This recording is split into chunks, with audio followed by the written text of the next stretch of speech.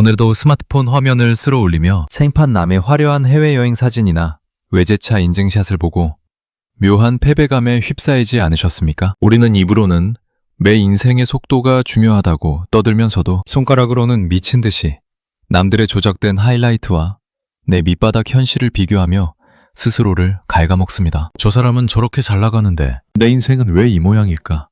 하며 끝없는 질투와 자괴감의 늪에서 허우적대죠. 이처럼 타인의 삶을 훔쳐보며 찌질하게 배아파하는 우리를 향해 아르투르 쇼펜하우어는 아주 차갑고도 자비 없는 팩트 폭력을 꽂아 넣습니다. 타인의 행복을 질투하지 말고 자신의 내면을 채워라. 철학의 시선에서 볼 때 질투란 단순한 부러움이나 열등감이 아닙니다. 그것은 내 영혼과 내면이 완벽하게 텅 비어 있다는 것을 만천하에 광고하는 가장 수치스러운 고백입니다. 남의 껍데기 같은 행복을 기웃거리며 분노하는 것은 정작 내 인생이라는 영토에 채워넣을 나만의 알맹이가 단 한 줌도 없다는 끔찍한 증거니까요. 쇼펜하우어가 보기에 내면이 빈곤한 자들만이 끊임없이 외부의 화려함에 집착하고 타인을 질투합니다. 반대로 내면이 꽉 찬 자는 남들이 무슨 짓을 하며 살든 털끝만큼의 관심도 두지 않습니다. 질투라는 감정을 한번 정면으로 들여다보겠습니다. 당신이 마지막으로 누군가를 질투한 것이 언제입니까? 아마 오늘일 것입니다. 어쩌면 이 영상을 켜기 불과 몇 분 전일 수도 있습니다. 스마트폰을 열었을 때 피드에 올라온 누군가의 사진, 누군가의 성공 소식, 누군가의 빛나는 일상을 보고 가슴 한구석이 뜨끔했을 것입니다. 그리고 그 감정을 재빨리 덮었을 것입니다. 에이, 나는 질투 같은 거 안 해. 저건 뭐 다 연출이겠지. 나도 곧 저렇게 되겠지. 하지만 아무리 덮어도 그 감정은 사라지지 않습니다. 가슴 밑바닥에 가라앉아서 은근하게, 그러나 끈질기게 당신을 갉아먹습니다. 밤에 잠자리에 누우면 불현듯 그 사진이, 그 소식이, 그 화려한 장면이 다시 떠오르며 가슴을 쿡 찌릅니다. 쇼펜하우어는 이 감정의 정체를 누구보다 정확하게 꿰뚫었습니다. 그에게 질투란 단순히 남이 가진 것을 부러워하는 감정이 아닙니다. 질투는 자기 존재의 빈곤에 대한 무의식적 자각입니다. 다시 말해, 당신이 누군가를 질투하는 이유는 그 사람이 잘나서가 아니라 당신의 내면이 텅 비어있기 때문입니다. 이것은 매우 불편한 진단이지만 한번 곰곰이 생각해보면 부정할 수 없는 진실입니다. 배가 부른 사람은 남이 맛있는 것을 먹어도 배 아프지 않습니다. 옆 테이블에서 아무리 화려한 코스 요리를 시켜도 자기 앞에 있는 소박한 밥 한 그릇에 충분히 만족하고 있으면 별 감흥이 없습니다. 하지만 배가 고픈 사람은 남이 빵 한 조각 먹는 것만 봐도 속이 뒤틀립니다. 침이 고이고 분노가 치밀고 세상이 불공평하다는 생각이 엄습합니다. 질투도 정확히 같은 구조입니다. 내면이 충만한 사람은 남이 어떤 삶을 살든 흔들리지 않습니다. 자기 안에 이미 풍요로운 세계가 펼쳐져 있기 때문에 남의 세계를 기웃거릴 이유가 없습니다. 하지만 내면이 공허한 사람은 남의 사소한 행복에도 칼로 찔리는 것 같은 고통을 느낍니다. 자기 안에 아무것도 없으니 남이 가진 것이 전부 자기에게 없는 것의 목록처럼 보이는 것입니다. 이것이 쇼펜하우어가 진단한 질투의 해부학입니다. 질투의 원인은 외부에 있는 것이 아니라 내부에 있습니다. 남이 가진 것이 문제가 아니라 내가 가지지 못한 것이, 아니 더 정확히 말하면 내가 나 자신을 가지지 못한 것이 문제입니다. 자기 안에 자기만의 세계가 있는 사람, 자기만의 사유와 감수성과 깊이가 있는 사람은 남의 외제차를 보고 배가 아프지 않습니다. 왜냐하면 그의 내면에는 외제차 10대보다 더 풍요로운 세계가 이미 펼쳐져 있기 때문입니다. 그의 하루는 자기만의 사유로, 자기만의 관조로, 자기만의 깊은 경험으로 이미 꽉 차 있습니다. 거기에 남의 외제차가 끼어들 빈자리가 없습니다. 하지만 자기 안에 아무것도 없는 사람, 내면이 사막처럼 메마른 사람은 외부의 모든 것에 흔들릴 수밖에 없습니다. 자기 안에 기댈 곳이 없으니 자꾸 밖을 기웃거리는 것이고, 밖을 기웃거릴 때마다 남들이 가진 것이 눈에 들어오고, 그때마다 가슴이 쓰리고 자기 인생이 초라하게 느껴지는 것입니다. 여기서 한 가지 더 불편한 진실을 짚어야 합니다. 질투는 무작위로 발생하는 감정이 아닙니다. 당신이 질투하는 대상을 자세히 살펴보면 거기에는 아주 뚜렷한 패턴이 있습니다. 당신은 자기와 전혀 상관없는 사람을 질투하지 않습니다. 중동의 석유 왕자가 아무리 어마어마한 부를 소유하고 있어도 당신은 별로 질투하지 않습니다. 왜냐하면 그것은 당신의 현실과 너무 동떨어져 있어서 비교 자체가 성립하지 않기 때문입니다. 당신이 질투하는 것은 자기와 비슷한 위치에 있으면서 자기보다 조금 더 잘 나가는 것처럼 보이는 사람입니다. 같은 학교 동창인데 나보다 잘된 사람, 비슷한 나이인데 나보다 더 많이 가진 사람, 같은 분야에서 일하는데 나보다 더 인정받는 사람, 비슷한 시기에 결혼했는데 나보다 더 행복해 보이는 사람. 쇼펜하우어는 이것을 정확히 간파했습니다. 질투는 비교에서 태어납니다. 그리고 비교는 자기 존재의 가치를 외부 기준에 의탁할 때만 가능합니다. 자기 존재의 가치를 자기 내면에서 찾는 사람은 비교 자체가 성립하지 않습니다. 비교한다는 것은 같은 척도 위에 두 개의 대상을 올려놓는 것인데 자기만의 고유한 내면 세계를 가진 사람은 남과 같은 척도 위에 올려놓을 수가 없습니다. 자기만의 척도, 자기만의 기준, 자기만의 가치 체계를 가지고 있기 때문입니다. 베토벤의 음악과 피카소의 그림을 비교할 수 없듯이 자기만의 고유한 내면을 가진 사람의 삶은 남의 삶과 비교할 수 없습니다. 하지만 자기만의 내면이 없는 사람은 사회가 제공하는 단일한 척도, 즉 돈, 지위, 외모, 인기 같은 척도 위에서만 자기 가치를 측정할 수 있습니다. 그리고 이 단일한 척도 위에서는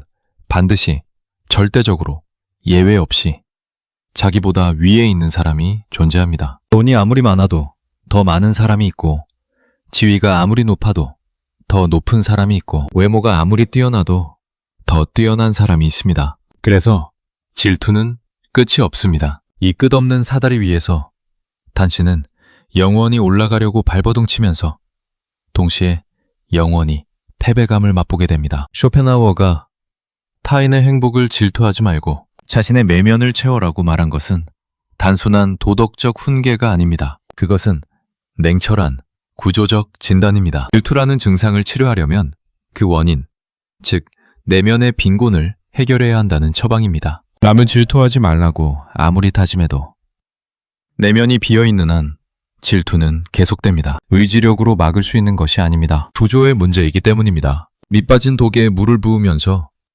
물아, 제발 새지 마라고 기도하는 것과 같습니다. 기도 대신 밑바닥을 고쳐야 합니다. 그리고 그 밑바닥이 바로 당신의 내면입니다. 질투를 느끼는 순간 대부분의 사람들은 두 가지 반응 중 하나를 보입니다. 첫째는 부정입니다. 나는 질투 따위 안 해. 이것은 가장 흔하면서도 가장 위험한 반응입니다. 질투를 부정하는 순간 그 감정은 의식의 표면 아래로 숨어버리고 보이지 않는 곳에서 더 음습하게 당신을 좀먹습니다. 의식적으로는 질투하지 않는다고 믿지만 무의식적으로는 남의 실패를 은근히 바라게 되고 남의 성공에 냉소적으로 반응하게 되고 이유 없이 특정 사람이 싫어지게 됩니다. 둘째는 합리화입니다. 저 사람은 분명 뭔가 부정한 방법을 썼을 거야. 저건 다 빚이야. 속사정을 알면 별것 아닐 거야. 이것은 질투의 고통을 잠시 덜어주는 진통제이지만 질투 자체를 치료하지는 못합니다. 진통제를 먹어도 병은 그대로이듯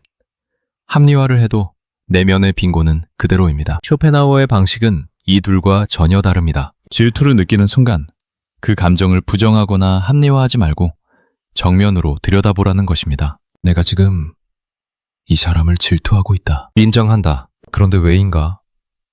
이 사람이 가진 것 때문인가? 아니면 내가 가지지 못한 것 때문인가? 그렇다면 내가 진짜 가지지 못한 것은 무엇인가? 돈인가? 지위인가? 아니면 그런 것들과는 전혀 다른 무엇인가?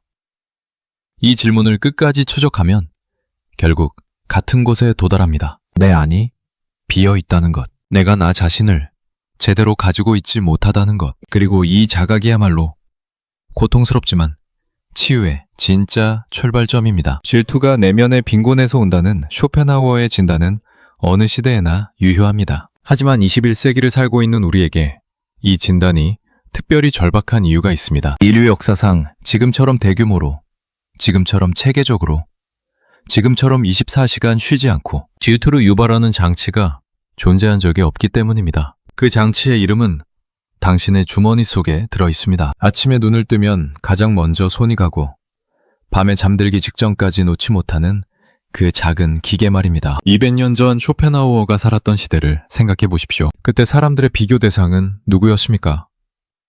기껏해야 같은 동네에 사는 이웃, 같은 교회에 다니는 교인, 같은 마을에 몇십 명 정도였습니다. 비교의 범위가 물리적으로 제한되어 있었습니다. 그래서 질투도 제한적이었습니다. 동네에서 가장 부유한 집과 비교하면 그만이었습니다. 그 이상의 세계는 눈에 보이지 않았으니까요. 파리의 귀족이 어떤 삶을 사는지, 런던의 부자가 어떤 저택에 사는지 일반 시민은 알 길이 없었습니다. 모르니까 비교할 수 없었고, 비교할 수 없으니 질투도 제한적이었습니다. 하지만 지금은 어떻습니까?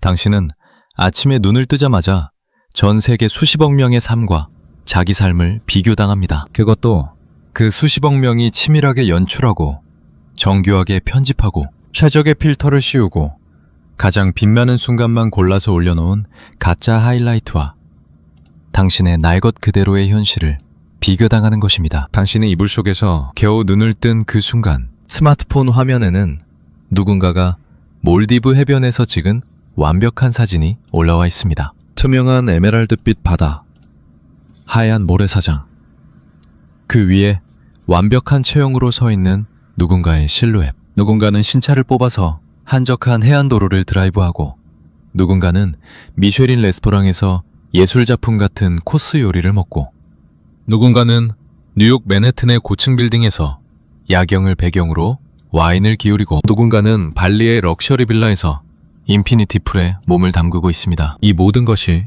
당신의 손바닥 위 5인치 화면 안에서 쉴 새 없이 흘러갑니다. 이것은 공정한 비교가 아닙니다. 이것은 구조적으로 조작된 학대입니다. 생각해 보십시오. 당신은 자기 인생의 비하인드 씬을 봅니다. 아침에 부은 얼굴, 싱크대에 밀린 설거지, 10,000원, 지하철에서 땀에 젖은 셔츠, 상사의 불합리한 지시에 속으로 욕하면서도 네 알겠습니다 라고 대답하는 비굴한 자신, 월말의 빠듯한 통장 잔고, 달라지지 않는 원룸의 풍경, 편의점 도시락으로 때우는 저녁. 당신은 이 모든 비하인드를 적나라하게 경험합니다. 하지만 남의 인생은 하이라이트 릴만 봅니다. 가장 예쁜 각도에서, 가장 좋은 조명 아래서, 가장 빛나는 순간만 포착하고 거기에 보정과 필터까지 씌운 한 장의 사진을 봅니다. 당신의 비하인드 씬과 남의 하이라이트를 비교하면 패배하지 않는 것이 불가능합니다. 이것은 복서가 한 손을 묶인 채로 린 위에 올라가는 것과 같습니다. 아니 이것은 복서가 양손을 묶이고 눈까지 가린 채로 프로 선수와 싸우는 것입니다. 지게 되어 있는 싸움입니다. 처음부터 이길 수 없도록 설계된 싸움입니다. 그런데 문제는 당신이 이 싸움이 불공정하다는 것을 모른다는 점입니다. 당신은 이것을 공정한 비교라고 착각합니다. 저 사람은 저렇게 살 수 있는데 나는 왜 이렇게밖에 못 사는 걸까?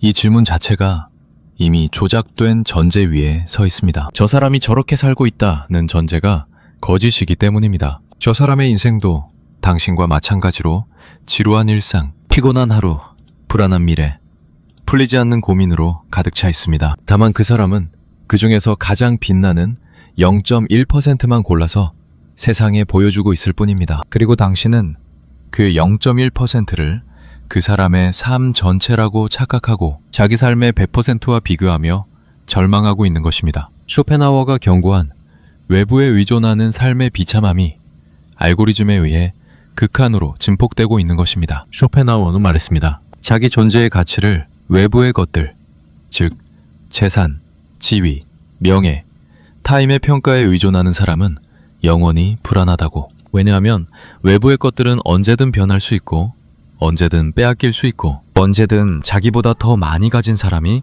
나타날 수 있기 때문이라고. 200년 전에도 이것은 사실이었지만 SNS 시대에는 이 불안이 천문학적으로 증폭됩니다. 200년 전에는 자기보다 더 많이 가진 사람이 동네에 한두 명이었지만 지금은 전 세계에서 수천만 명이 24시간 내내 자기가 얼마나 잘 살고 있는지를 과시하고 있기 때문입니다. 그리고 여기서 가장 악독한 것은 알고리즘의 역할입니다. 알고리즘은 당신이 어떤 콘텐츠에 가장 오래 머무르는지를 밀리초 단위로 추적합니다. 그리고 연구에 따르면 인간은 자기보다 잘 나가는 것처럼 보이는 사람의 콘텐츠에 더 오래 시선을 고정합니다. 불쾌하면서도 눈을 떼지 못합니다. 마치 교통사고 현장을 지나가면서 고개를 돌려 쳐다보는 것처럼 남의 화려한 삶을 보면서 속이 쓰리면서도 스크롤을 멈추고 들여다봅니다. 알고리즘은 이 패턴을 학습합니다. 이 사용자는 이런 종류의 콘텐츠에 오래 머문다. 그리고 비슷한 콘텐츠를 더 많이,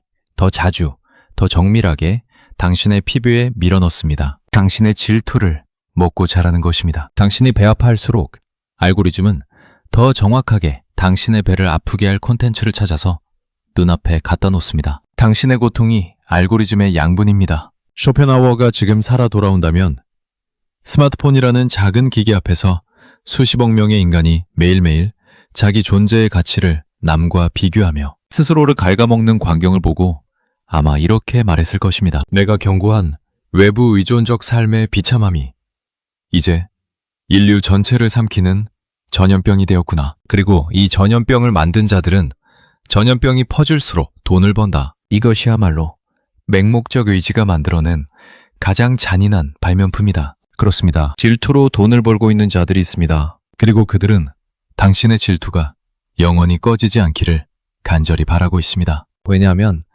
질투야말로 이 시대 최고의 사업 모델이기 때문입니다. 쇼펜하워가 이 세계를 맹목적 의지의 전쟁터라고 했을 때 그것은 추상적인 철학적 비유가 아니었습니다. 이 전쟁터에서 포식자들은 인간의 가장 원초적인 감정을 이용하여 부를 축적합니다. 공포를 이용하는 산업이 있고 욕망을 이용하는 산업이 있지만 질투를 이용하는 산업은 그 둘보다 더 교활하고 더 효율적입니다. 왜냐하면 질투는 공포나 욕망과 달리 스스로를 숨기는 감정이기 때문입니다. 자기가 두려워한다는 것은 인정할 수 있습니다. 자기가 무언가를 욕망한다는 것도 인정할 수 있습니다. 하지만 자기가 누군가를 질투한다는 것은 인정하기가 몹시 어렵습니다. 질투는 체면을 깎는 감정이고 자존심을 상하게 하는 감정이기 때문입니다. 그래서 질투에 의해 소비를 하면서도 이건 내가 원해서 사는 거야 라고 자기 자신을 속입니다. 이 자기 기만이 포식자들에게는 최고의 선물입니다. 소비자가 스스로 자기 소비의 동기를 숨겨주니까요. 질투에 사로잡힌 인간은 가장 비합리적인 소비자가 됩니다. 생각해 보십시오. 당신이 정말로 그 가방이 필요해서 샀습니까? 아니면 인스타그램에서 누군가가 그 가방을 들고 있는 것을 보고 자기도 그 가방을 들어야 그 사람과 같은 수준이 된다고 느꼈기 때문에 샀습니까?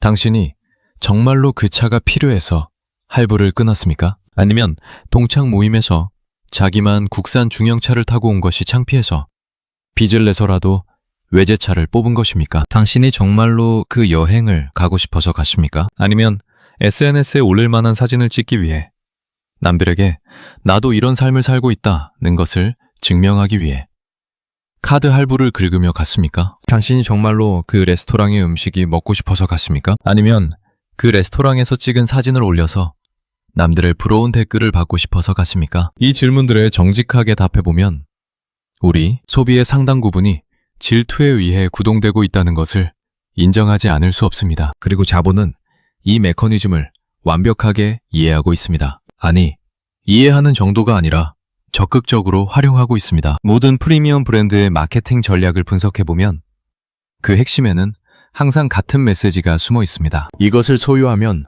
당신은 남들보다 위에 설 수 있습니다. 이 메시지는 노골적으로 표현되지 않습니다. 아주 세련되고 우아한 영상과 이미지 속에 교묘하게 숨겨져 있습니다. 하지만 메시지의 본질은 변하지 않습니다. 이것을 사면 남들이 당신을 부러워할 것입니다. 명품 가방의 본질적 기능은 물건을 넣어 나르는 것입니다. 그 기능만 놓고 보면 몇만 원짜리 가방과 몇백만 원짜리 가방의 차이는 미미합니다. 그런데 왜 사람들은 몇백만 원을, 때로는 몇천만 원을 기꺼이 지불합니까? 그 차이는 기능에서 오는 것이 아닙니다. 그 차이는 그 가방을 들었을 때 남들이 당신을 어떻게 바라볼 것인가에서 옵니다. 당신이 사는 것은 가방이 아닙니다. 남들의 시선을 사는 것입니다. 더 정확히 말하면 남들의 질투를 사는 것입니다. 당신이 남들을 질투한 결과로 그 가방을 사고 그 가방을 봄으로써 또 다른 누군가가 당신을 질투하고 그 질투의 결과로 그 사람도 같은 가방을 삽니다. 이 구조는 완벽한 순환고리를 형성합니다. A가 명품을 사서 SNS에 올리면 B가 질투를 느끼고 같은 명품을 삽니다. B가 올리면 C가 질투를 느끼고 더 비싼 것을 삽니다. C가 올리면 다시 A가 질투를 느끼고 더 비싼 것을 삽니다. 이 끝없는 질투의 순환 속에서 돈은 위로 흘러갑니다. 소비자들의 지갑에서 빠져나간 돈은 명품 브랜드, 자동차 회사, 부동산 개발업체, 성형외과, 여행사, 고급 레스토랑, 그리고 이 모든 질투의 무대를 제공하는 SNS 플랫폼의 금고로 흘러들어갑니다. 질투는 이들에게 황금을 낳는 거위입니다. 그리고 이 거위가 죽지 않도록 알고리즘이 24시간 내내 먹이를 줍니다. 그 먹이가 바로 당신의 피드에 끊임없이 올라오는 남들의 화려한 삶입니다. 성형산업을 보십시오. 연예인처럼 예뻐지세요. 이 시술 하나면 10년은 젊어 보입니다. 왜 연예인처럼 예뻐져야 합니까? 누가 그 기준을 정한 것입니까?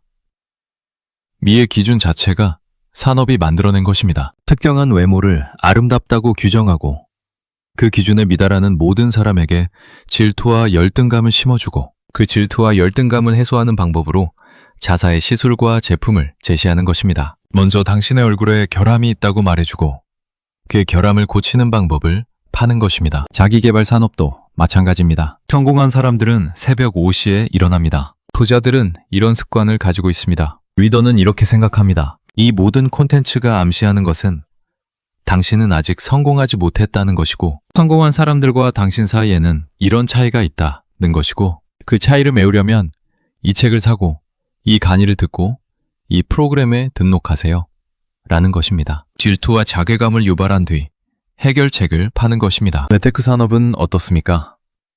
30대에 10억 만든 비결, 직장인이 부동산으로 경제적 자유를 달성한 방법, 월급쟁이 탈출기. 이런 콘텐츠의 목적은 당신을 부자로 만들어주는 것이 아닙니다. 당신에게 나는 아직 경제적 자유를 달성하지 못했다는 결핍감을 심어주고 남들은 이미 달성했다는 질투를 유발하고 그 질투에 떠밀려 금융상품을 사게 만들고 유료 강의를 결제하게 만들고 리스크 높은 투자에 뛰어들게 만드는 것입니다. 쇼펜하우어의 렌즈로 이 전체 구조를 조감하면 현대 자본주의의 상당 부분이 인간의 질투를 연료로 돌아가는 거대한 엔진이라는 것을 알 수 있습니다. 포식자들은 당신의 질투를 연료로 자기들의 엔진을 돌리고 있습니다. 당신이 배아파할수록, 당신이 자기 삶에 불만을 느낄수록, 당신이 남과 비교하며 초조해할수록 포식자들의 금고는 더 풍성해집니다. 그래서 그들은 당신의 질투가 절대로 꺼지지 않도록 끊임없이 연료를 공급합니다. 더 화려한 광고,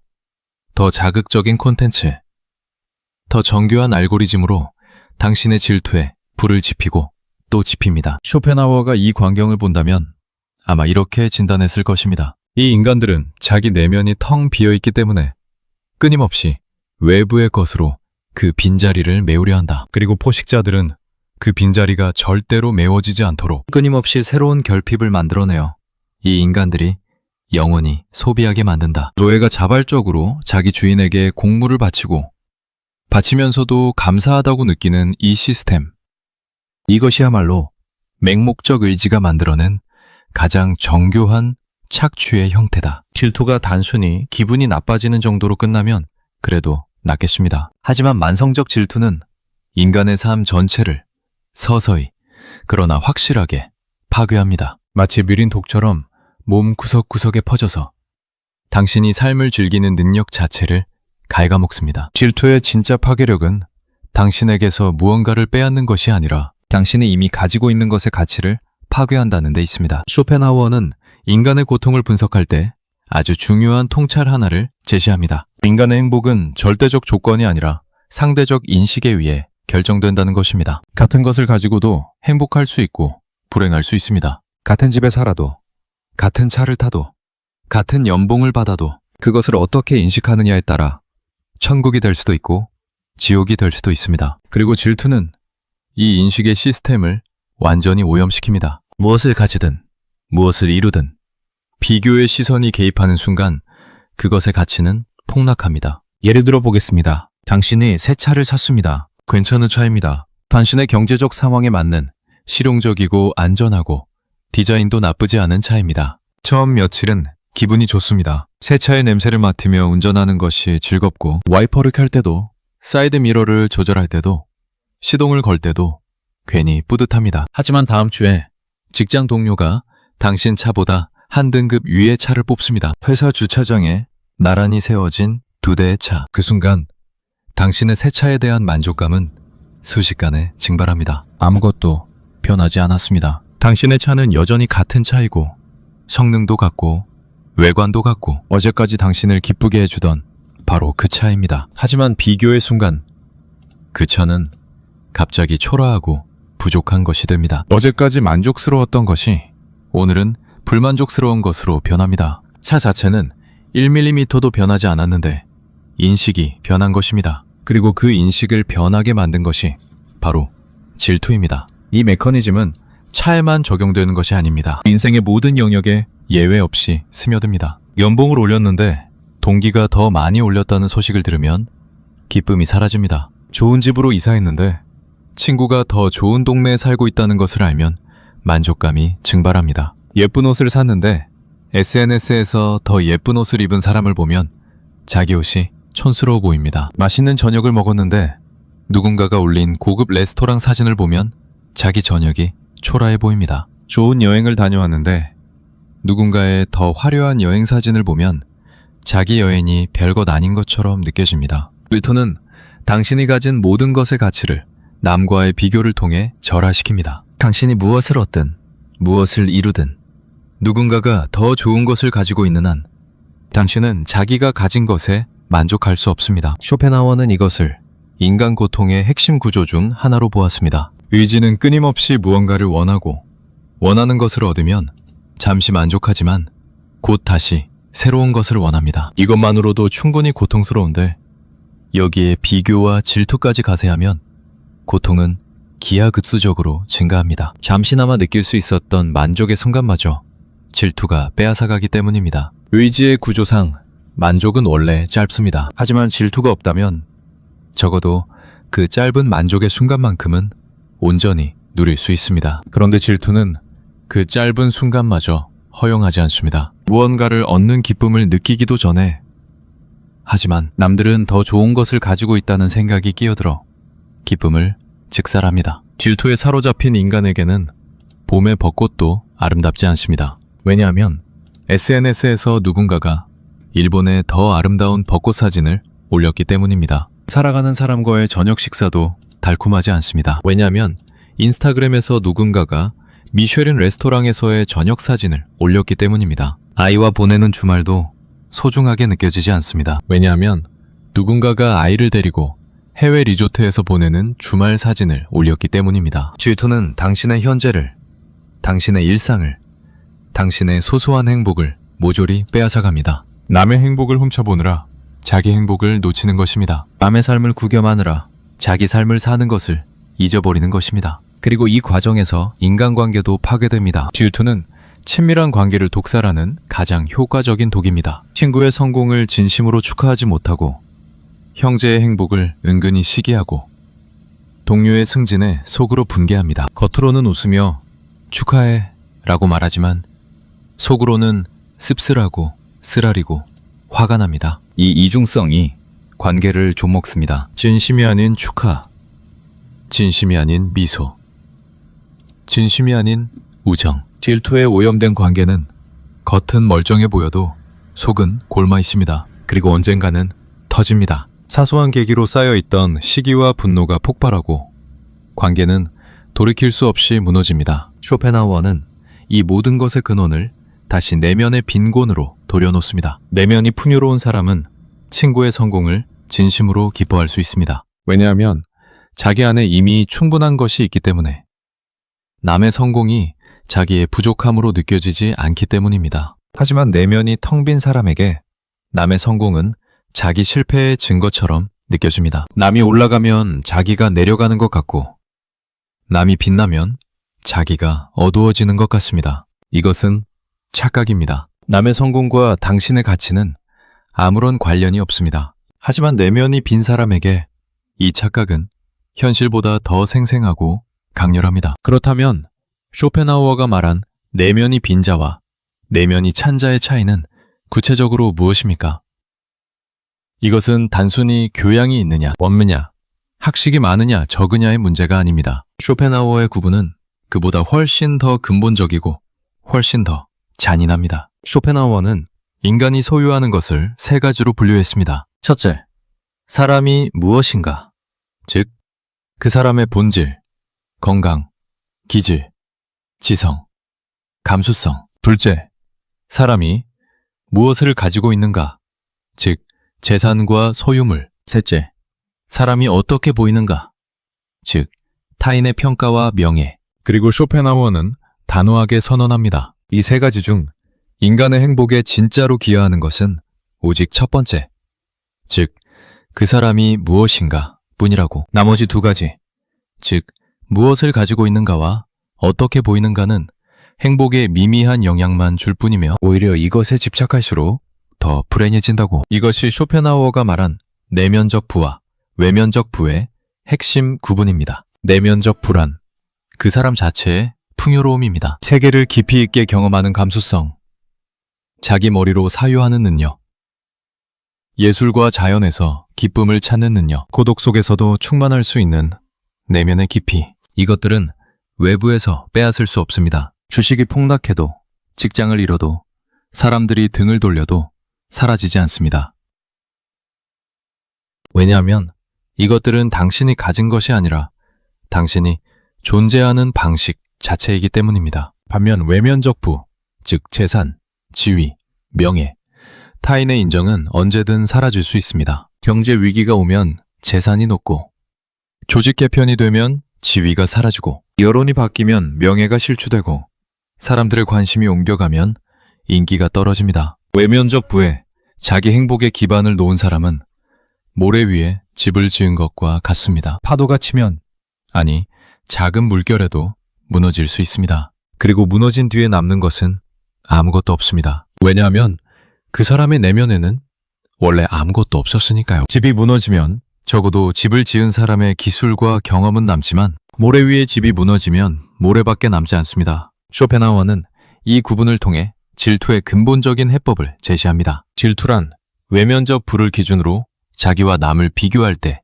발생하는 감정입니다. 남이 나보다 더 많은 돈을, 더 높은 지위를, 더 큰 명예를, 더 화려한 외모를 가지고 있을 때 질투가 치솟습니다. 하지만 이 비교는 오직 외면적 부의 차원에서만 가능합니다. 내면적 부의 차원에서는 비교 자체가 불가능합니다. 왜냐하면 내면적 부는 각 개인에게 고유한 것이기 때문입니다. 당신의 사유방식, 당신의 감수성, 당신이 세계를 경험하는 방식, 당신 내면의 깊이, 이것들은 세상에 하나뿐인 것들입니다. 남과 비교할 수 있는 척도가 존재하지 않습니다. 그래서 내면이 풍요로운 사람에게는 질투라는 감정 자체가 작동하지 않습니다. 비교의 척도가 없기 때문입니다. 이 사람은 남이 외제차를 타든 명품을 입든 해외여행을 가든 아무런 동요가 없습니다. 왜냐하면 그 모든 것은 외면적 부에 속하는 것이고 이 사람의 행복은 외면적 부에 의존하지 않기 때문입니다. 이 사람에게 아침에 창문으로 들어오는 햇살 한 줄기가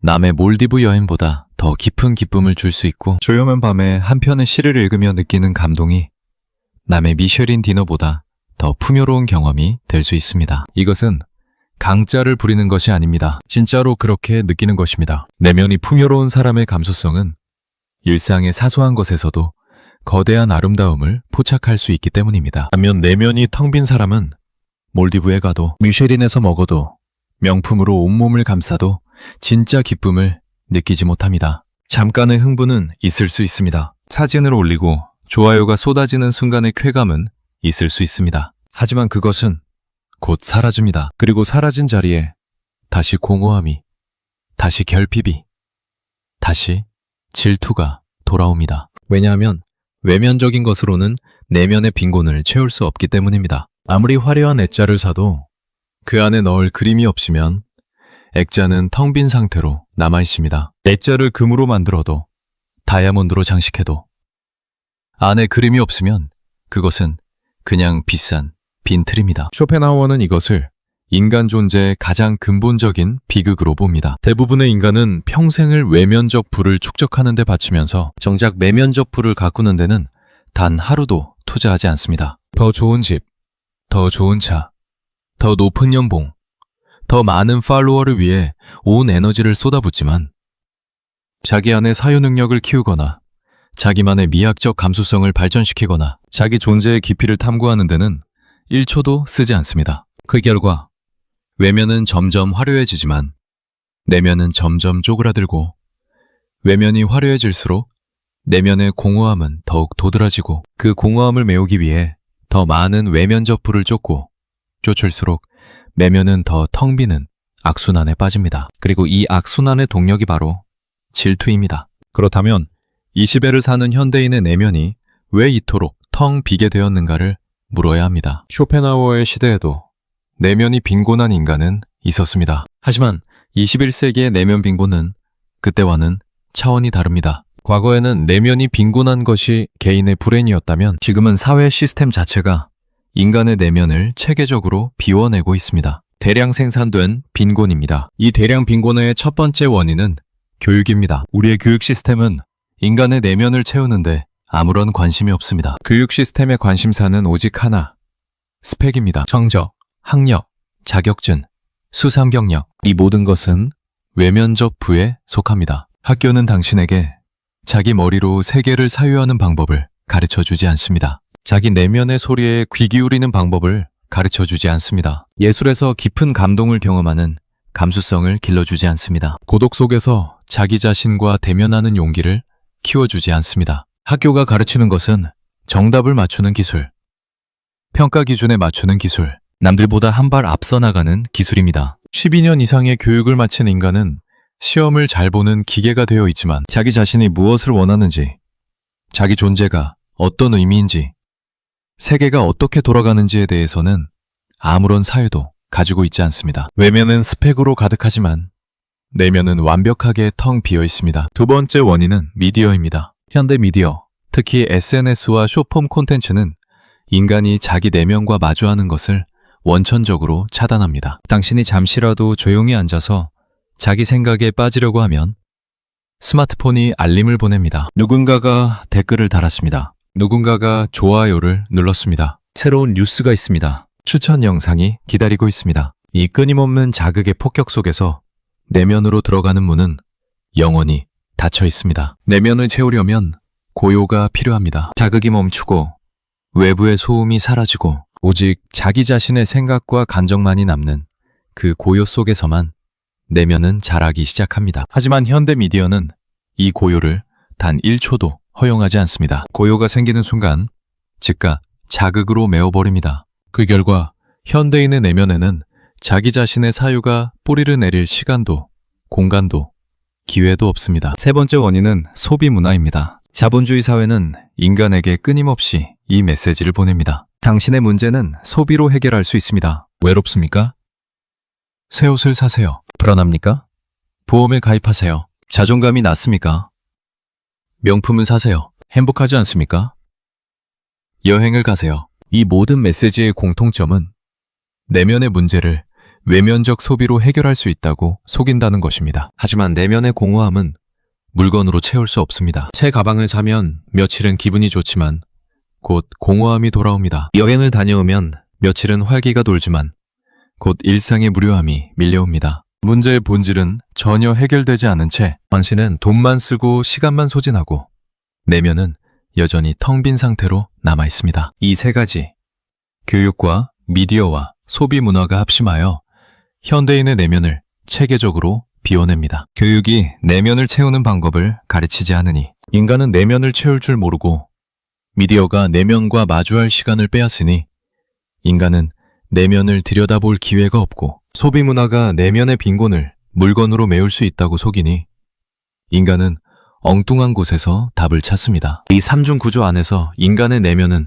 갈수록 쪼그라들고 쪼그라든 내면은 갈수록 더 많은 질투를 생산하고 질투는 더 많은 소비를 낳고 소비는 포식자들의 배를 불립니다. 쇼펜하우어가 특별히 강조한 것이 있습니다. 자기 자신과 함께 있을 수 없는 인간, 혼자 있으면 견딜 수 없는 인간은 내면이 빈곤하다는 가장 확실한 증거라고. 혼자 있으면 불안해지고 조용하면 두렵고 자극이 없으면 미칠 것 같은 사람은 자기 안에 아무것도 없다는 뜻이라고. 반대로 혼자 있어도 충만하고 고요 속에서도 평화로운 사람은 자기 안에 풍부한 세계가 있다는 뜻이라고. 이 기준으로 현대인을 평가해보면 결과는 참혹합니다. 거의 모든 현대인이 내면적으로 빈곤합니다. 왜냐하면 거의 모든 현대인이 5분도 혼자 조용히 있지 못하기 때문입니다. 카페에서 혼자 앉아 있어도 스마트폰을 꺼내 들고 엘리베이터에서 30초를 기다리는 동안에도 화면을 스크롤하고 잠들기 직전까지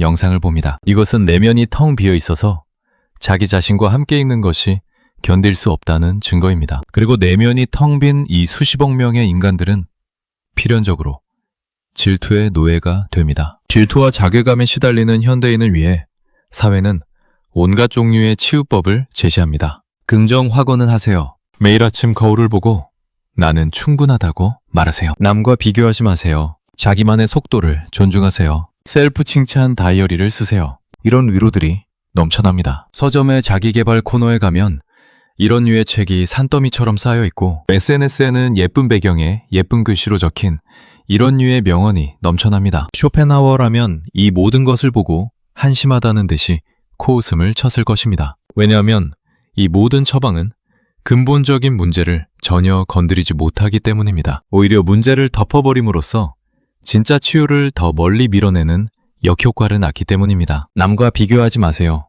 라는 조언을 생각해 봅시다. 이것은 마치 물에 빠진 사람에게 물에 빠지지 마세요 라고 말하는 것과 같습니다. 비교하지 않으려고 해도 비교가 됩니다. 의지력의 문제가 아니기 때문입니다. 내면이 텅 빈 사람은 자기 존재의 가치를 측정할 내적 기준이 없습니다. 내적 기준이 없으니 외적 기준에 의존할 수밖에 없고 외적 기준은 필연적으로 비교를 동반합니다. 비교하지 마세요 라는 조언은 내적 기준을 세우는 방법은 알려주지 않으면서 비교를 멈추라고만 하는 원인은 그대로 둔 채 증상만 억누르려는 처방입니다. 나는 충분하다 라는 긍정 확언은 어떻습니까? 매일 아침 거울을 보고 나는 충분하다. 나는 가치 있다. 나는 사랑받을 자격이 있다고 되뇌는 것. 이것이 정말 효과가 있습니까?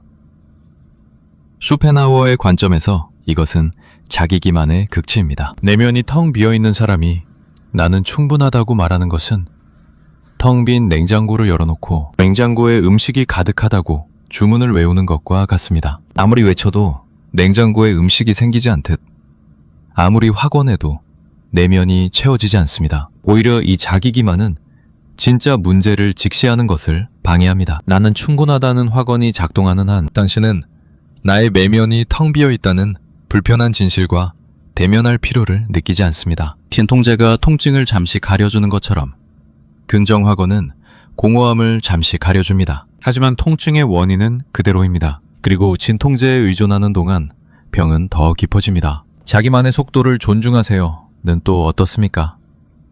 듣기에는 아름답습니다. 하지만 자기만의 속도를 존중하려면 먼저 자기가 있어야 합니다. 자기만의 방향이, 자기만의 목적지가, 자기만의 가치관이 있어야 합니다. 그것이 있는 사람은 자연스럽게 자기 속도로 걸어갑니다. 남의 속도가 눈에 들어오지 않습니다. 하지만 자기가 없는 사람에게 자기만의 속도를 존중하라고 하면 그것은 공허한 메아리일 뿐입니다. 존중할 자기가 없기 때문입니다. 이 사람에게는 자기만의 속도도 없고 자기만의 방향도 없고 자기만의 목적지도 없습니다. 있는 것은 오직 남의 속도, 남의 방향, 남의 목적지 뿐입니다. 이 상태에서 자기만의 속도를 존중하세요 는 아무런 의미가 없습니다. 쇼펜하워의 처방은 이런 피상적 위로와는 차원이 다릅니다. 그는 질투의 원인인 내면의 빈곤을 직접 해결하라고 말합니다. 밑바닥에 구멍난 양동이에 물을 부으면서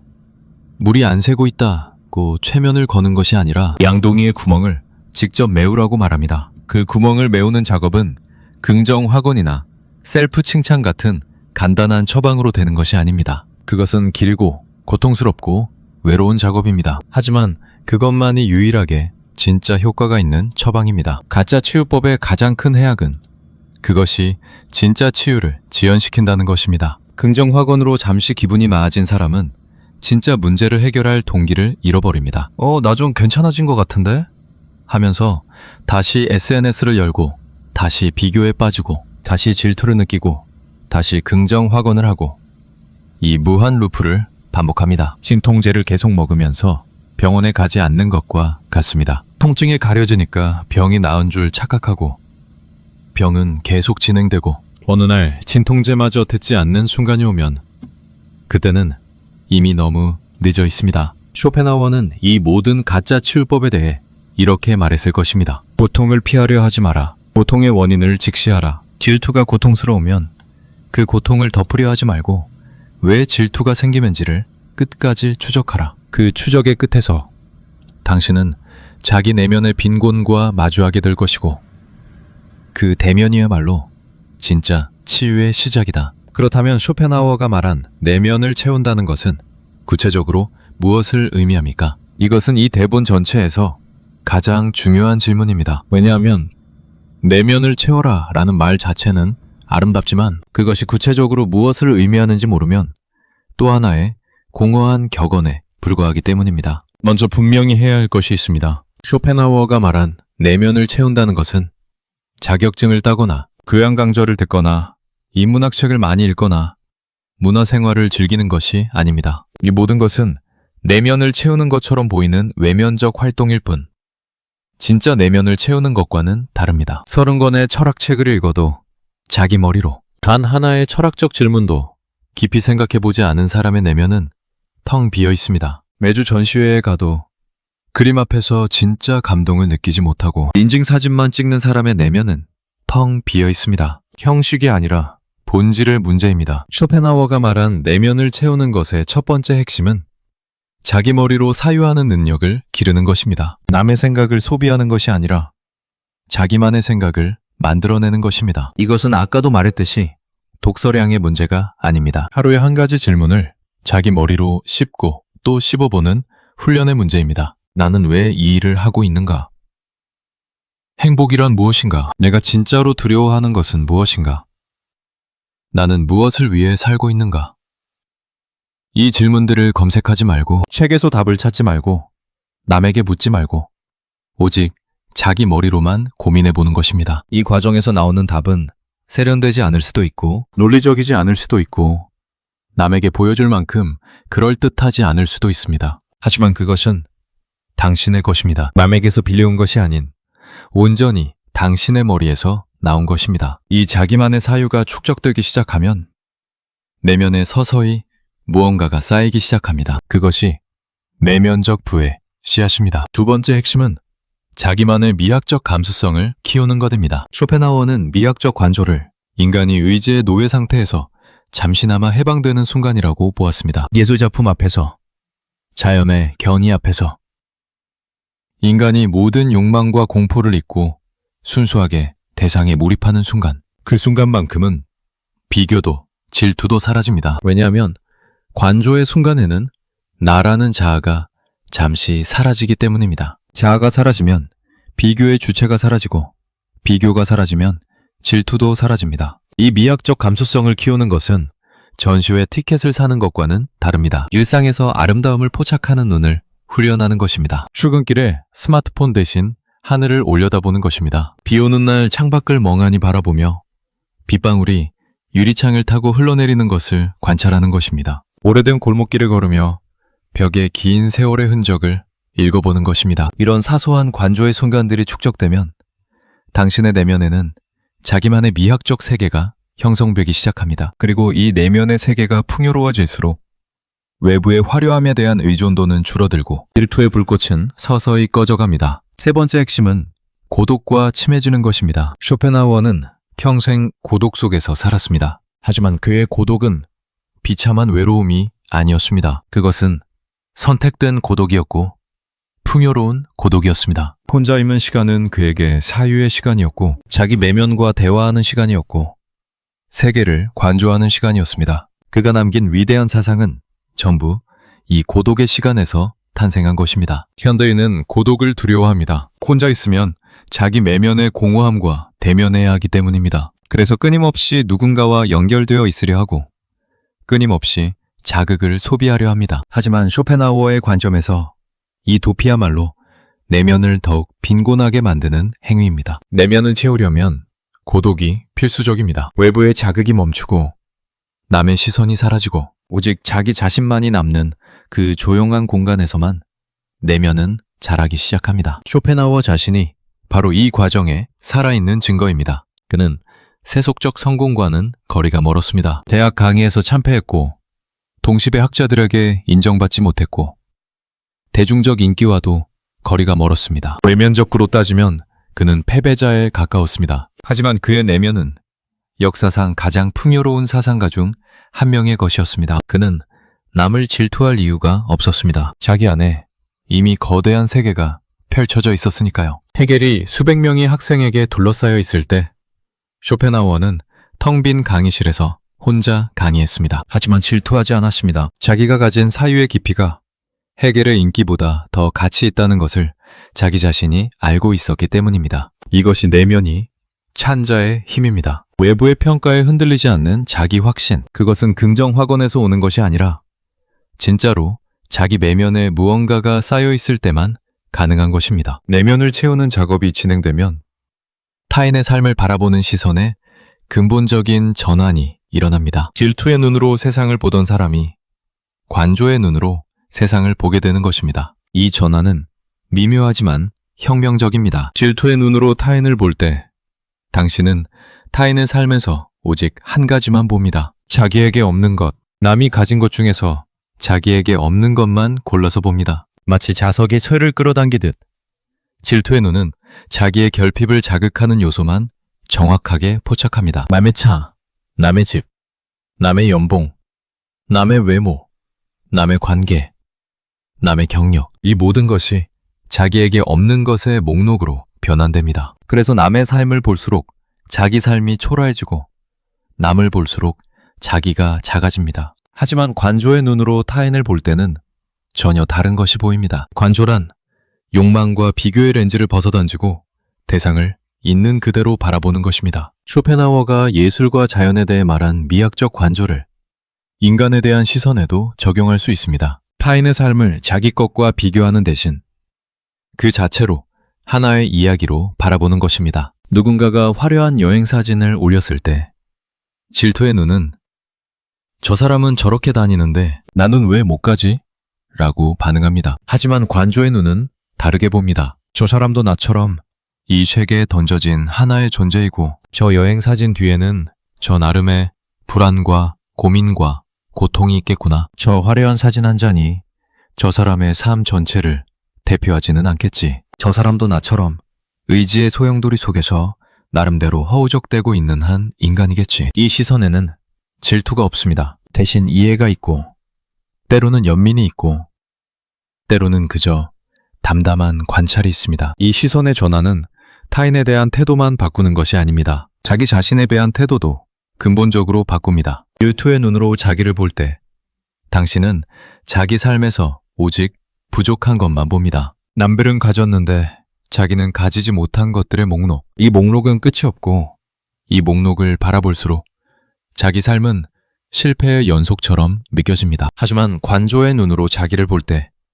비교의 척도가 사라집니다. 남의 삶과 비교하지 않고 자기 삶 자체를 바라보면 거기에는 나름의 아름다움이, 나름의 의미가, 나름의 깊이가 있습니다. 완벽하지는 않지만 유일한, 그래서 대체 불가능한 하나의 삶이 있습니다. 쇼펜하우어의 관조 개념에서 가장 중요한 점은 관조의 순간에 주체와 객체의 경계가 사라진다는 것입니다. 질투할 때는 나와 남이 선명하게 구분됩니다. 나는 여기, 남은 저기, 나는 이만큼, 남은 저만큼. 이 구분이 비교를 낳고 비교가 질투를 낳습니다. 하지만 관조의 순간에는 이 경계가 흐려집니다. 나라는 자아가 잠시 뒤로 물러나고 세계 자체가 전면에 나섭니다. 이때 남의 삶도 자기 삶도 모두 이 거대한 세계라는 드라마의 일부로 보입니다. 각자가 각자의 역할을 수행하고 있는 거대하고 기이하고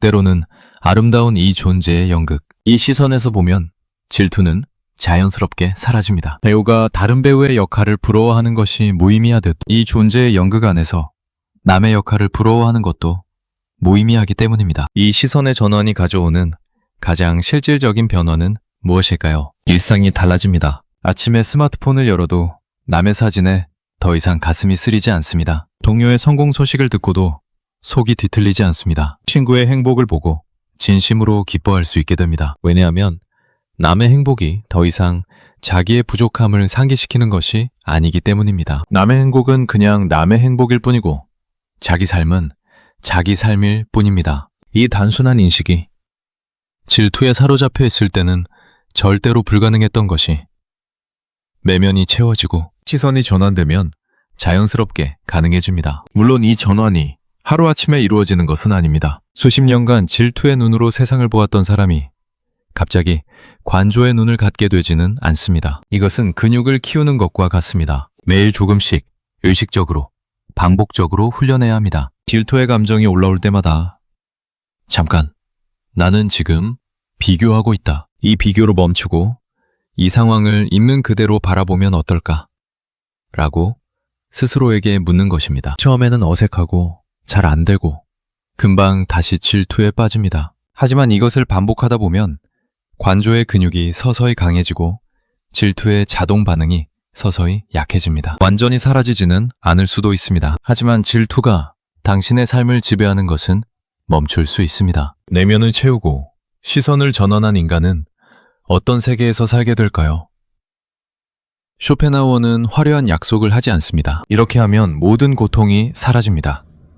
거나 깨달으면 영원한 행복이 찾아옵니다. 같은 거짓말을 하지 않습니다. 그가 제시하는 것은 더 겸손하지만 더 진실한 풍경입니다. 내면이 찬 자의 세계는 화려하지 않습니다. 오히려 조용하고 단순하고 어떤 면에서는 수수합니다. 이 사람은 SNS에 올릴 만한 드라마틱한 삶을 살지 않을 수도 있습니다. 남들이 보기에 특별할 것 없는 일상을 보내고 있을 수도 있습니다. 하지만 이 사람의 내면에서는 매 순간 풍요로운 일이 벌어지고 있습니다. 아침에 창문을 열 때 들어오는 바람의 냄새에서 계절의 변화를 감지하고 출근길에 마주치는 나무의 새싹에서 생명의 경의를 느끼고 점심시간에 먹는 소박한 밥 한 그릇에서 진심으로 감사를 느낍니다. 이것은 억지로 감사하는 것이 아닙니다. 감수성이 살아나면 자연스럽게 믿겨지는 것입니다. 질투의 필터가 거치면 세계의 디테일이 생생하게 살아납니다. 이 사람은 남의 인생에 관심이 없습니다. 이것은 냉담함이 아닙니다. 무관심이 아닙니다. 자기 내면의 세계가 충분히 풍요로워서